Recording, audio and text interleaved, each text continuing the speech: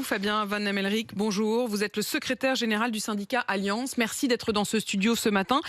On a parfois certains de vos confrères du syndicat Alliance, mais quand vous prenez la parole, c'est que c'est très sérieux. Vous appelez à manifester aujourd'hui, manifester à quelques mois des JO. Vous allez être extrêmement mobilisés et vous voulez obtenir davantage pour les 30 000 policiers et gendarmes qui seront mobilisés. Vous n'avez pas le droit de faire grève. Tout d'abord, bonjour, merci de votre invitation. Non, on n'a pas le droit de faire grève.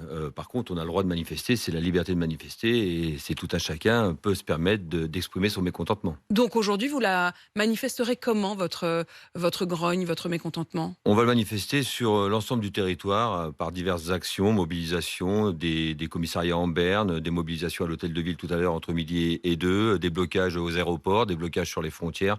Enfin, tous les effectifs de police sont concernés et tous les effectifs de police, à mon avis, joueront le jeu parce qu'ils sont plus qu'énervés. Parce qu'ils sont plus qu'énervés, vous allez nous dire pourquoi, mais je voudrais quand même d'abord rassurer ceux qui nous écoutent. S'il leur arrive quoi que ce soit, vous serez quand même au rendez-vous ? Le policier est Si on responsable. appelle le 17 aujourd'hui, Que la population ne s'inquiète pas, le policier est responsable. S'il se passe quoi que ce soit, si on est appelé, évidemment, on va intervenir sur appel. Mais on ne fera pas d'initiative. Et sauf les appels, donc un individu qui va se faire agresser, le fonctionnaire de police va foncer sur les lieux. Mais pour le reste, on se contentera de ça. donc même en colère, il reste mobilisé le policier. Mais très en colère, vous disiez. On est plus qu'en colère, c'est pas faute d'avoir laissé du temps. Ça fait 7 ans maintenant bientôt qu'on sait que les Jeux Olympiques vont se produire en France. Ça fait dans 3 mois et demi, il y aura l'arrivée de la flamme à Marseille. Dans 6 mois, c'est les Jeux Olympiques. Et aujourd'hui, le fonctionnaire de police ne sait toujours pas ce qu'il va faire, où, comment et avec quoi. Donc il y a un moment où il va falloir se réveiller et peut-être donner des éléments aux policiers afin qu'ils puissent lui aussi s'organiser. Et pourtant, on entend régulièrement tout le gouvernement, mais le ministre de l'Intérieur en tête, dire que l'un des principaux enjeux de cette organisation des Jeux Olympiques en France, c'est un enjeu de sécurité avec une alerte attentat qui est toujours maximale. Vous allez être mobilisés. Est-ce que vous savez si les policiers vont pouvoir prendre des vacances, pas de vacances? Ça tombe évidemment au milieu de l'été. Mais c'est exactement ce qu'on attend de savoir. C'est-à-dire que avant d'être un policier, le collègue n'est pas un robot, n'est pas un pion non plus. C'est un être humain avec une vie de famille et une vie personnelle. Donc il doit pouvoir s'organiser. Donc quel sera son cycle horaire? Quelles sera ses vacations? Sur quelle période? Le pourcentage de présents. On nous annonce un pourcentage de 100% de présents entre le 24 juillet et le 11 août, mais on ne nous donne pas d'autres éléments. Comment mon collègue va pouvoir faire garder son enfant? Les crèches sont fermées au mois d'août. Si c'est un couple de policiers, comment font-ils? Et derrière, quelles sont les heures supplémentaires qu'ils feront aussi? Parce qu'on nous annonce des vacations de 12 heures sur 5 jours, donc ça va faire 25, 30, 40 heures par cycle d'heures supplémentaires. Aujourd'hui, on ne nous parle pas de paiement d'heures supplémentaires, on nous l'évoque éventuellement, mais il faut qu'on y réfléchisse. Donc il va falloir arrêter de réfléchir, il va falloir nous donner des vrais Qu'est-ce qui éléments. bloque? Qu'est-ce qu'ils attendent? C'est une bonne question, c'est-à-dire que l'administration elle rime rarement avec anticipation et à 3 mois et demi de la flamme, il faudrait peut-être, comme vous le dites si bien, se réveiller et faire en sorte. Alors, il y a un chiffre qui a été évoqué quand même, 500 millions qui seraient débloqués pour la police et la gendarmerie. C'est ce qui vous a, semble-t-il, été proposé lors d'une réunion au ministère de l'Intérieur en début de semaine. Ça n'est pas suffisant ou ça n'est pas suffisamment concret? Mais c'est pas suffisamment concret. Alors quand on voit le volume dans l'enveloppe, ça peut être intéressant. Maintenant, il faut voir comment il va être dispatché cette enveloppe, parce que les chiffres, vous savez, on peut tout dire et rien dire avec. Donc en effet, il y a 500 millions. Nous, on demande tout simplement que les collègues puissent poser des congés, parce qu'ils auront besoin de se reposer avec les 4 années qui viennent vivre. On demande aussi qu'il y ait une prime pour les Jeux Olympiques, parce qu'à événement exceptionnel, eh ben, évidemment, il faudra des mesures exceptionnelles.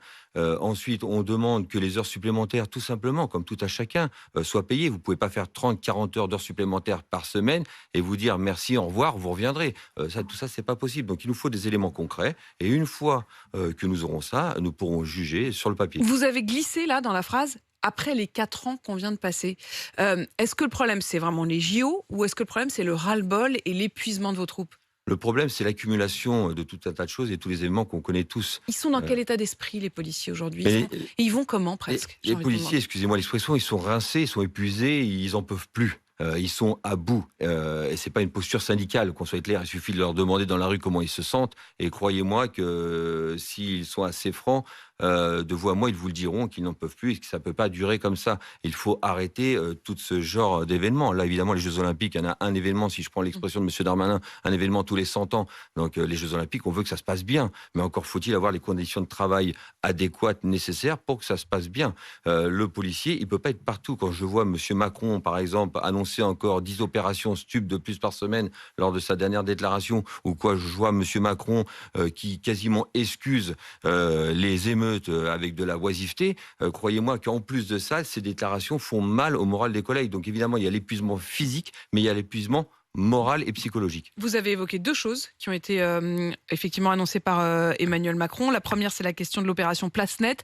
Il a dit qu'il voulait 10 opérations comme cela par semaine. Ce sont des opérations de lutte contre la drogue. Vous en avez les moyens ?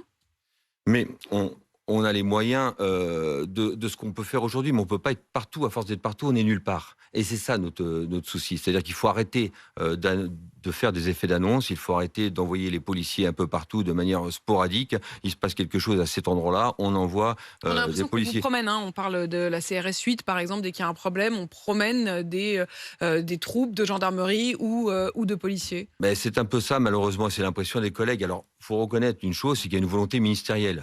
Monsieur Darmanin a la volonté d'essayer d'éradiquer certaines situations.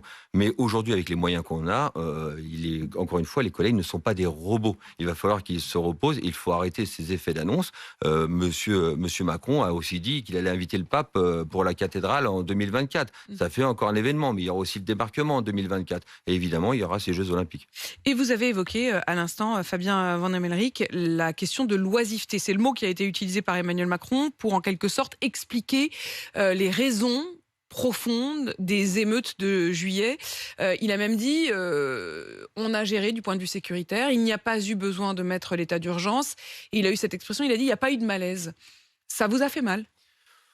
Bon, ça nous a fait plus que mal. Je vais rester mesuré sur votre antenne, mais on a été outrés et écœurés. On ne peut pas trouver un prétexte de oisiveté ou dire que les écoles, les élèves ne vont plus dans les écoles au mois d'avril, ou dire qu'on n'a pas la chance de partir à la mer ou à la montagne. Et donc, on est presque obligé de casser. Il y a plein, évidemment, de jeunes qui n'ont pas la chance aussi de partir à la mer et à la montagne. Moi-même, je suis originaire de banlieue parisienne et de cité de banlieue. J'ai eu une éducation derrière moi et je n'ai pas cassé et pillé des magasins. Donc, il y a aussi des jeunes qui travaillent. Cela, il faut y penser. J'aurais préféré qu'ils disent ça. Et par contre, ceux qui malheureusement sont oisifs, qui s'ennuient, donc il faut piller, voler, vandaliser. Excusez-moi, ce genre d'excuses, je préfère pas l'entendre de la mot d'un président.